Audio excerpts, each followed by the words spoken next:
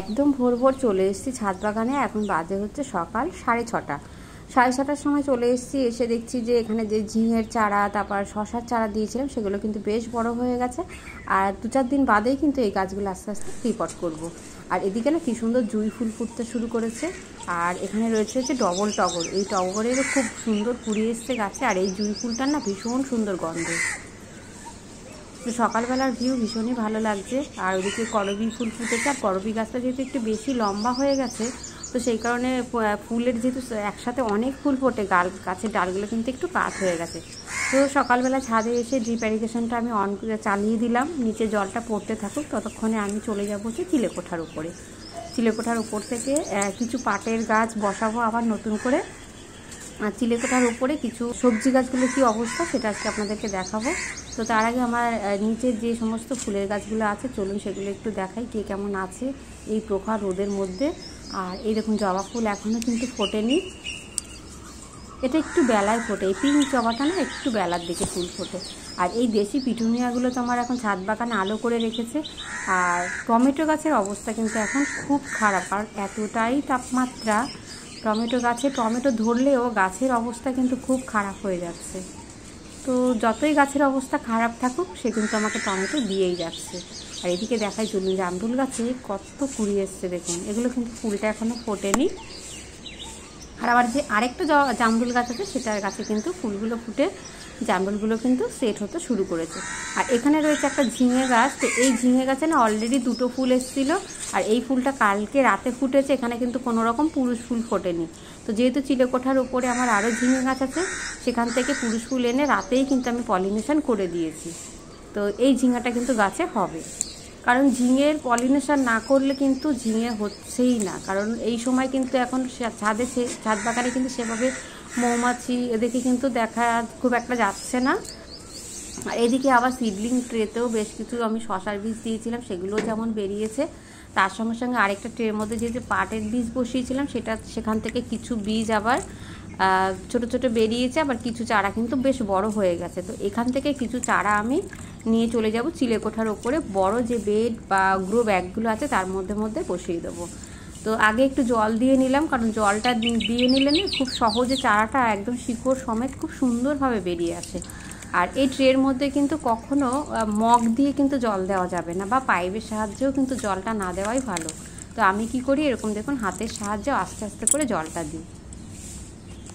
এতে কিন্তু চারাগুলো কোনো রকম ডিস্টার্ব হয় না বা কোনো রকম সমস্যা হয় না। তো আমি এবারে চলুন কিছু পাটের চারা, এই দেখুন। আর এই সিডলিং ট্রে হলে না খুব সুবিধা, চারাটা বের করাটাও বেশ সুবিধা হয়। নিচ থেকে একটু চাপ দিতে হবে, আর ওপর থেকে আস্তেই করে একটা টান দিলেই একদম শিকড় সমেত চলে আসে। তো যেগুলো একটু বড় হয়ে গেছে সেগুলো তুলে নেব। আর ছাদ বাগানে এবছর কিছু পাটের গাছ কিন্তু বেশ বড় হয়ে গেছে, সেগুলো চিলেকোঠার উপরে আছে, আপনাদেরকে দেখাবো। আর তার আগে আমি কিছু চারা তুলে নিয়ে একদম উপরে চলে যাব। তো ভোর ভোর এসছি, কাজ করতে বেশ ভালোই লাগছে, কারণ এখন কাজ করা যাচ্ছে না। মানে 8টা বেজে গেলে আর ছাদে কিন্তু থাকা যায় না। মানে 7:30 থেকে মোটামুটি রোদ শুরু হয়ে যায়, তারপরে কিন্তু আর কাজ করা যায় না। তো যাই হোক, সকালবেলা এসে একটু ভোরের দিকে 6:30টার দিকে এসেই কাজ করতে হবে। আর 9টার দিকে এসে গাছে জল দেবো, কারণ হচ্ছে যদি বেশি সকালে জল দিয়ে দিই, তাহলে কিন্তু আবার ঠিক 11টা বাজতে না বাজতেই আবার কিন্তু গাছে জলের চাহিদা হয়ে যায়, বা গাছে জল দেওয়ার মতন কিন্তু পজিশন চলে আসে। তো যেহেতু দুপুরে বিকেলে থাকি না, তো ওই জন্য আমি একটু বেলায় গাছে জল দিই। এই চলে এসেছি ওপরে চিলেকোঠায়। এখানে ব্রোকলিগুলোও কিন্তু বেশ ভালো বড় হচ্ছে। আর তার সঙ্গে সঙ্গে ঝিঙে গাছেও ফুল আসতে শুরু করে দিয়েছে।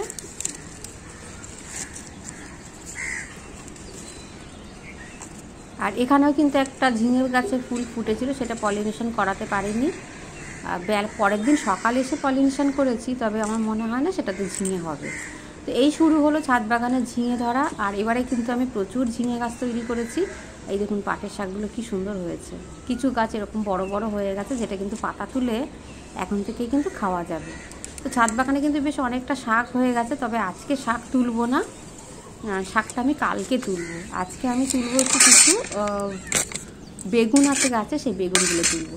তো আমি না চিলেকোঠার উপরে আসার সময় কিছু বীজও নিয়ে চলে এসেছি, সেটা হচ্ছে লাউয়ের বীজ আর কিছু হচ্ছে উচ্ছের বীজ। তো যেমন ছোট ছোট ট্রেতে যেমন আমি চারা তৈরি করি, আবার কিছু বীজ আমি এখানেই বসিয়ে দিচ্ছি, যাতে আমাকে রিপোর্ট করতে না হয়। কারণ ডিরেক্ট যখন কোনো জায়গায় গাছ বসাই বা বীজ বসাই, অনেক সময় সেই চারাগুলো নষ্ট হয়ে যায় বা অনেক সময় বীজ থেকে চারা তৈরি হয় না। তো সেই জন্য আমি দুরকমভাবেই বসাই, যেখানে যেখানে ফাঁকা আছে একটুখানি গর্ত করে সেখানে আমি বীজগুলো দিয়ে দেবো। তো এখানে আমি 3টে লাউয়ের বীজ দেবো আর 2-4টে উচ্ছের বীজ দেবো, কারণ অলরেডি উচ্ছে গাছ আছে আর লাউ গাছটা এখানে নেই। আর আছে ঝিঙে গাছ, বড় বেডটার মধ্যে কিন্তু এই গাছগুলো রয়েছে। সাথে রয়েছে একটা তরমুজ গাছ। তো এই তরমুজ গাছে যদি তরমুজ গাছটা বড় হতে হতে যদি লাউয়ের বীজ থেকে চারাটা বেরোয় তাহলে লাউ গাছটা আস্তে আস্তে বাড়বে, আর যদি না হয় তাহলে বাকি যে গাছগুলো আছে সেটা থাকবে। আর তার সাথে 2-4টে উচ্ছের দানাও দিয়ে দিচ্ছি। তো বড় জায়গা হলে না, বড় জায়গা কি ছোট জায়গা, আমি কিন্তু সবসময় চেষ্টা করি একই জায়গায় অনেক রকম সবজি নেওয়ার এবং অনেক রকম গাছ বসাই। ফুলের গাছও থাকে, সবজি গাছও থাকে, বিভিন্ন লতানো গাছ থাকে, কিছু পার্মানেন্ট গাছ থাকে। তো একই জায়গা থেকে, অল্প জায়গা থেকে আমি সবসময় চেষ্টা করি প্রচুর প্রচুর সবজি নেওয়ার, শাকসবজি নেওয়ার।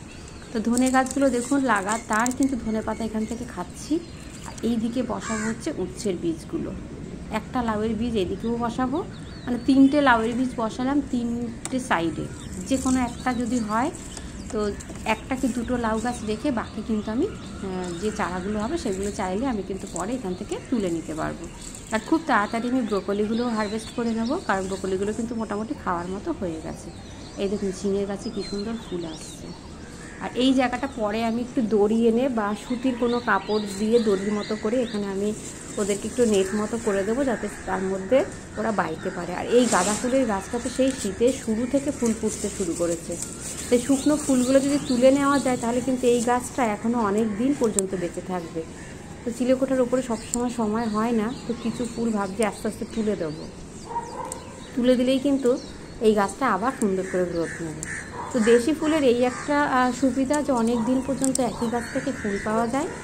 আর হচ্ছে অর্গানিকভাবে যদি গাছকে আমরা খাবার দিই বা অর্গানিক খাবার যদি গাছের গোড়ায় ব্যবহার করা হয়, তো এই এখন যেহেতু গরম পড়ছে, এখন শুধুমাত্র দেবো হচ্ছে ঘুঁটে ভেজানো জল বা গোবর সার আর হচ্ছে ভার্মি কম্পোস্ট। এই দুটোই কিন্তু গাছে এখন আমি ব্যবহার করব।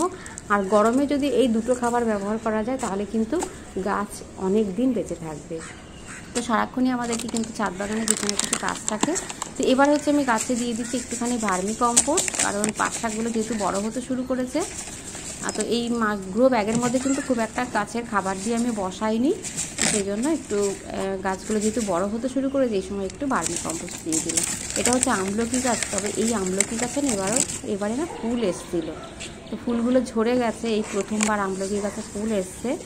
তো গাছটা যদিও বা একটু ছোটো আছে বা গাছটা সেরকমভাবে কোনো যত্ন করিনি, অবহেলায় চিলেকোঠার উপরে পড়েছিল, দেখুন গাছের ফুল এসে গেছে, তবে ফুলটা ঝরে গেছে।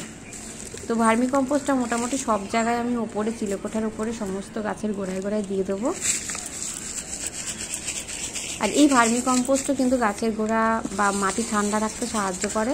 তো এই সময় কিন্তু ভার্মি কম্পোস্ট আর ঘুঁটে ভেজানো অথবা গোবর, এই দুটোই কিন্তু খাবার আমি এখন ঘুরিয়ে ফিরিয়ে গাছের গোড়ায় ব্যবহার করব।